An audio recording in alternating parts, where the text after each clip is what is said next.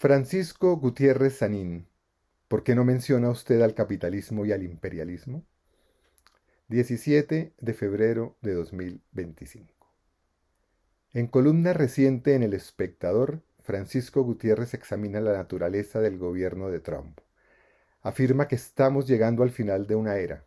Estamos en tránsito de un viejo mundo a un nuevo mundo. ¿En qué consiste esta profunda transición? ¿Cuál es esta nueva era? Señala, en mi opinión, acertadamente que el análisis no debe enfocarse en las características personales de Trump, quien es más el síntoma que el problema. Trump expresa toda una tendencia, un conjunto de fuerzas y una orientación con unos ciertos métodos.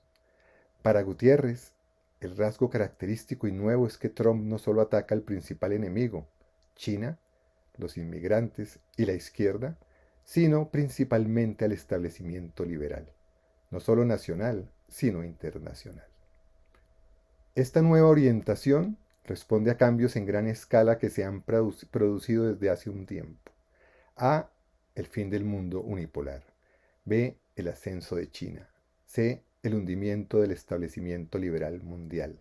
D. El reemplazo del neoliberalismo con una variedad de fórmulas basadas en una orientación aún más prorrico y la abrupta limitación de la globalización. En este contexto se proponen medidas como mayor presencia territorial directa colonial en varias partes del mundo, desregulación, destrucción burocrática y barreras aduaneras, políticas de mercado combinadas con recetarios nacionalistas, establecimiento de una democracia iliberal, cristiana, profamilia y étnica. Gutiérrez le da mucho peso al desmonte de la democracia liberal, vaciar de contenido los pesos y contrapesos institucionales y la deliberación democrática, manteniendo elecciones periódicas y la conexión directa entre el poder y la población. Y concluye, el viejo mundo está asociado a múltiples errores y horrores. Su defensa nostálgica es insostenible, pero el nuevo no será lindo o tranquilo. Es una columna sugerente que invita a pensar. Me llama la atención que Gutiérrez escriba una columna sobre el desarrollo del capitalismo mundial y el imperialismo sin mencionarlos explícitamente. Por ningún lado aparece en su texto la palabra capitalismo, capital monopolista, empresas capitalistas, multinacionales, imperialismo, etc. A lo más que llega es a una muy pobre expresión, orientación pro-rico. Parece que para Gutiérrez no existen capitalistas, sino ricos. En su texto no hay un abordaje del conjunto de fuerzas y tendencias que Trump representa. El capitalismo mundial tiene dos grandes contradicciones generales que están en la base de su dinámica y tendencias y fundamentan las fuerzas en conflicto. Por una parte, la contradicción entre la clase capitalista y la clase trabajadora asalariada.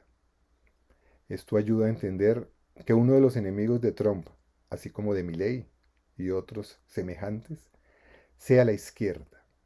La clase capitalista tiene como uno de sus grandes propósitos evitar la organización de los trabajadores, perseguir sus partidos políticos y los sindicatos, atraer a sus ideas a los trabajadores, etc.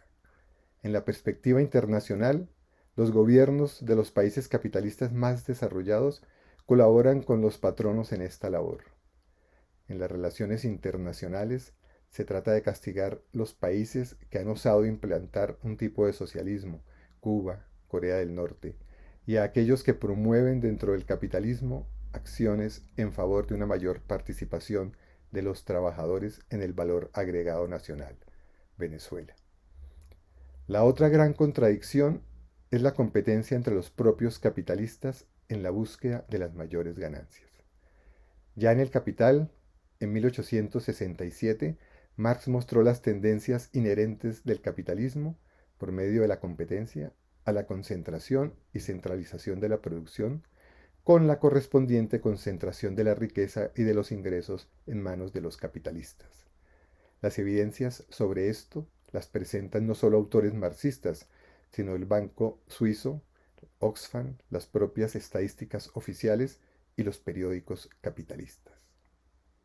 A comienzos del siglo XX, Lenin mostró claramente la consolidación de estas tendencias y las catalogó como el imperialismo, la fase monopolista del capitalismo, caracterizado por 5 grandes rasgos: la ya mencionada concentración de la producción, la fusión del capital industrial y el bancario en el capital financiero, la exportación de capitales, la formación de asociaciones capitalistas internacionales y el reparto colonial del mundo.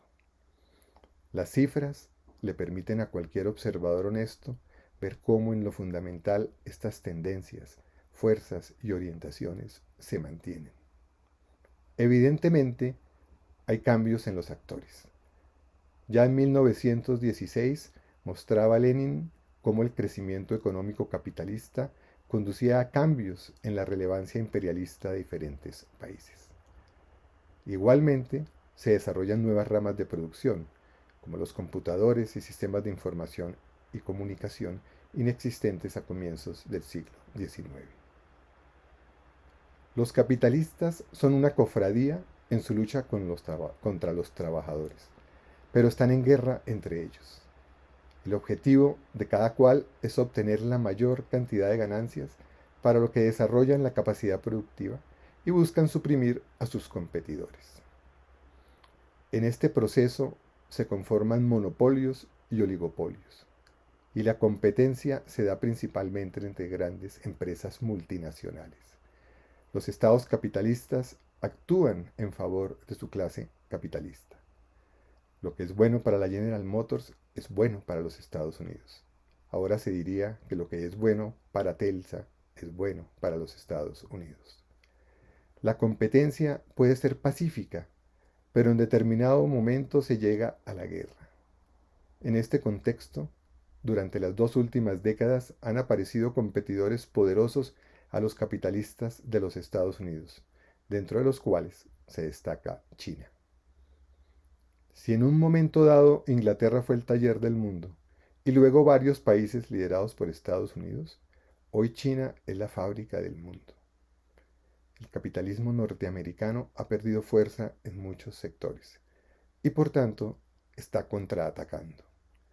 La pérdida de poder económico del capitalismo norteamericano y de varios países europeos se traduce a su vez en deterioro de las condiciones de vida de su clase trabajadora.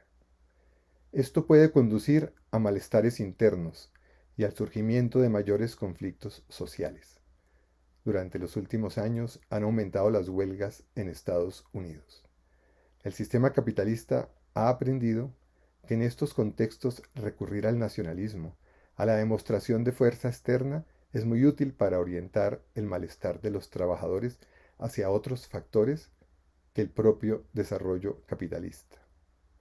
Los inmigrantes, por ejemplo.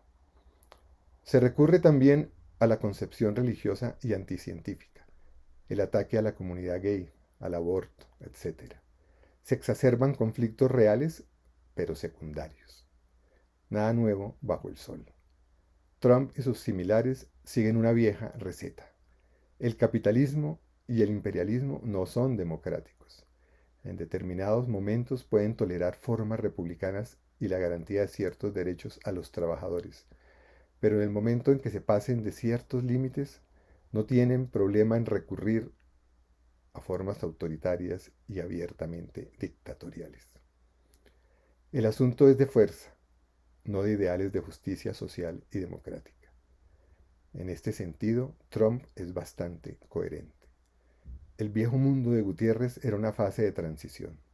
Hay momentos de democracia formal y de competencia pacífica que dan paso a momentos de dictaduras, autoritarismos y competencia violenta. El problema de fondo, sin embargo, se encuentra en la debilidad, falta de organización y resignación de las clases trabajadoras. Lenin menciona que a finales del siglo XIX, ya Marx y Engels habían observado un cierto aburguesamiento de las clases trabajadoras. Beneficiadas por los grandes excedentes económicos obtenidos por el imperialismo inglés, las capas superiores de los trabajadores habían adoptado las posiciones de la burguesía. Algo similar se observa en la experiencia de los trabajadores en los Estados Unidos desde el siglo XX y hasta la fecha. Millones de ellos votaron por Trump, piensan como Trump. Aquí radica una gran fortaleza del capitalismo mundial. Sobre esto es muy diciente la siguiente afirmación de Engels. Me pregunta usted qué piensan los obreros ingleses de la política colonial. Pues lo mismo que de la política en general, lo mismo que piensan los burgueses. Aquí no hay partido obrero, no hay más que el Partido Conservador y el Partido Liberal Radical. Y los obreros se benefician tranquilamente con ellos del monopolio colonial de Inglaterra y del monopolio de ésta en el mercado mundial.